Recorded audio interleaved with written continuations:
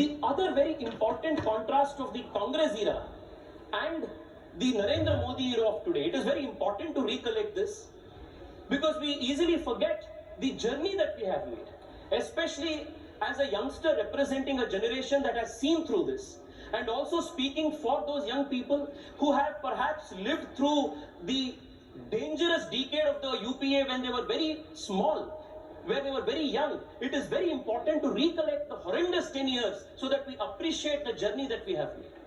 Adhyakshi, what was the situation of the country's internal security? मैं आपको जिक्र करना चाहता हूं यूपीए के राष्ट्रपति अभिभाषणों के वाक्यों का। इन 2010 ये कहा जाता है, infiltration of terrorists from across the line of control in Jammu and Kashmir has gone up. This is the acknowledgement in 2010. In 2011, did things change?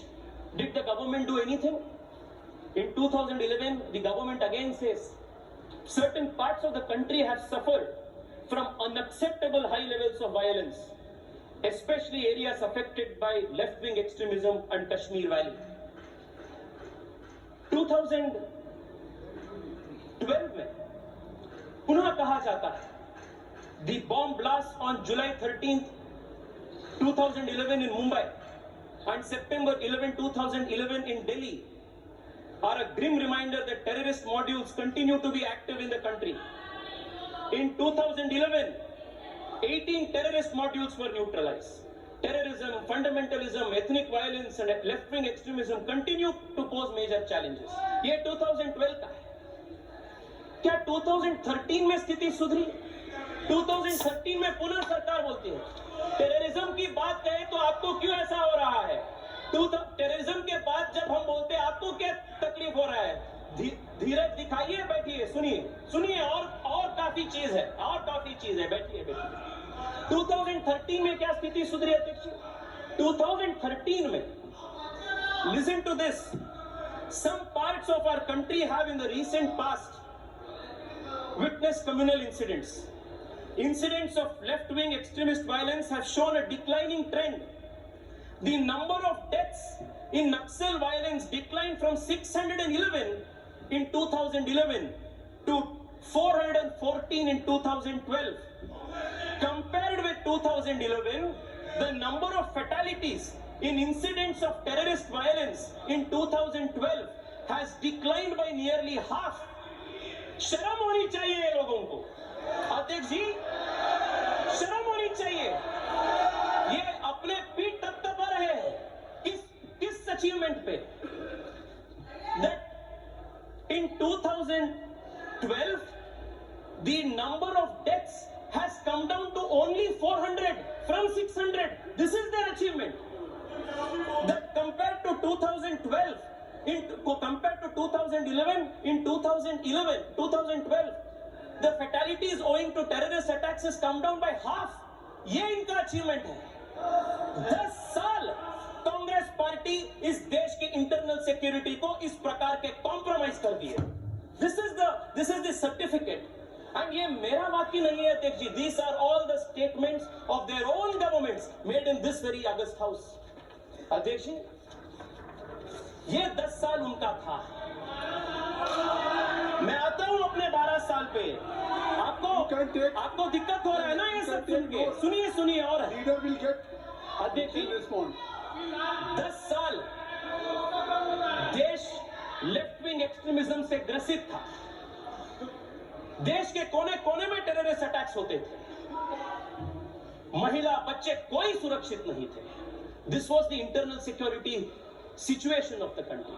और आज माननीय राष्ट्रपति जी उनके भाषण में ये उल्लेख करते हैं, India has proved that power can be used with responsibility and prudence. The world has witnessed the valor and prowess of the Indian Defence Forces during Operation Sindoor.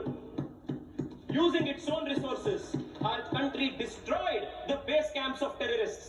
My government has sent a strong message that any terrorist attack on India will receive a firm and decisive response. The suspension of India's water treaty is also a part of India's fight against terrorism. ये terrorism के लिए terrorism के सामने भारत की response था, नरेंद्र मोदी के भारत के response ये। अध्यक्ष जी, the other biggest achievement that we have done is the near elimination of left-wing extremism in this country. राष्ट्रपति जी ने उल्लेख करते हैं, in line with the policy of my government, security forces have acted decisively against Maoist terror. Today, the challenge of Maoist terror has been reduced to just 8 districts from 126 districts. Out of these, only 3 districts remain the most affected. That day is not far when the country will witness complete eradication of Maoist terror. मैं देश के युवाओं के ओर से विशेष रूप में माननीय गृह मंत्री जी को मैं धन्यवाद करना चाहता हूं. He has single-handedly, decisively eliminated Maoist terrorism in this country. This is one of the biggest achievements of this country. अध्यक्ष जी, कश्मीर का उल्लेख जब जब हुआ था यूपीए सरकार के 10 साल के भाषणों में, कश्मीर के उल्लेख जब जब हुआ था वो टेररिज्म के या वायलेंस के साथ ही हुआ था. पहली बार 2014 के बाद आर्टिकल 370 हटाने के बाद पहली बार कश्मीर का उल्लेख डेवलपमेंट के साथ, ग्रोथ के साथ और युवाओं के नए शक्ति और विकास के साथ हुआ. This is the change in the language of the government, in the speeches that this parliament has recorded. Adhyaksh ji, there is one another important issue that the country must understand. जब इतने सारे attacks होते थे, terrorist attacks होते थे देश में, Congress party का रिस्पांस क्या था टेररिस्ट अटैक्स के विषय पे?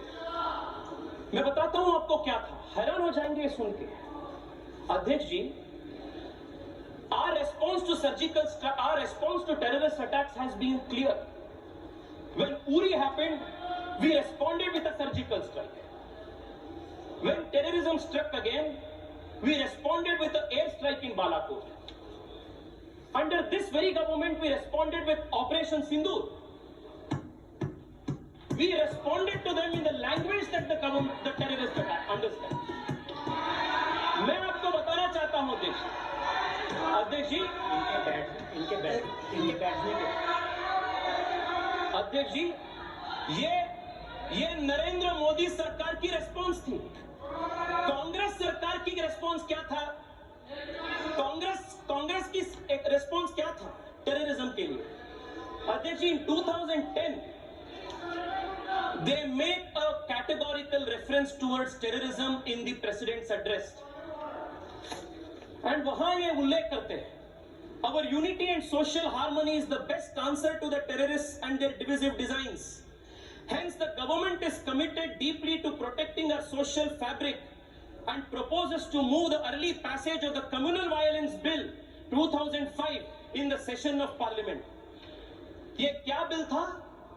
A bill that presumed guilt on the Hindus of the country.